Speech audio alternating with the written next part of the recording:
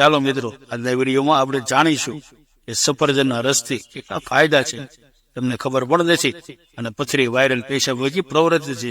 આ લાભ જોરદાર છે જે પથરીનો ઇલાજ કરશે. મિત્રો, આજકાલ પથરીની સમસ્યા ખૂબ જ સામાન્ય બની ગઈ છે.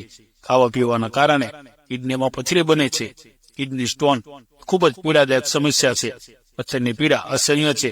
પથરીને દૂર કરવા માટે દવાઓની જરૂર પડે છે, અથવા જો પથરી મોટી હોય તો ડોક્ટર્સ ઓપરેશનની ભલામણ કરે છે.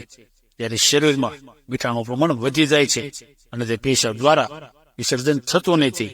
ત્યારે તે કિડનીમાં જમા થાય છે અને અહીં પથરી બની જાય છે. કિડની સિવાય ગર્ભાશયમાં પણ પથરી થઈ શકે છે. જો પથરી મોટી હોય તો સર્જરી કરવી પડે એવું માનવામાં આવે છે, પરંતુ પથરી કાઢવા માટે ઓપરેશન કરવાની જરૂર નથી. મિત્રો, વિડીયો ધ્યાનથી સાંભળજો.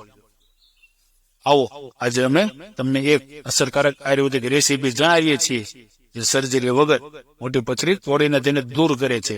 પથરીની સમસ્યાને કારણે પેશાબમાં બળતરાની સાથે પેટની આસપાસ સખત દુખાવો થાય છે. તમને પણ પથરીની સમસ્યા છે તો રોજ સવારે ખાલી પેટ સફરજનનો રસ પીતા રહો. સફરજનનો રસ નિયમિત પીવાથી પથરી તૂટી જાય છે અને પેશાબ દ્વારા બહાર નીકળી જાય છે. સિવાય નિયમિત રીતે સવારે ખાલી પેટ 3 સફરજન ખાવાથી પણ શરીરમાંથી પથરી નીકળી જાય છે. આ સિવાય લીલા નાળિયેરમાં લીંબુ નીચવીને રોજ સવારે પીવાથી પથરી મટે છે. જો તમે આ બંને ઉપાયો નિયમિતપણે કરો છો તો મોટામાં મોટી પથરી પણ સર્જરી વગર દૂર કરી શકાય છે.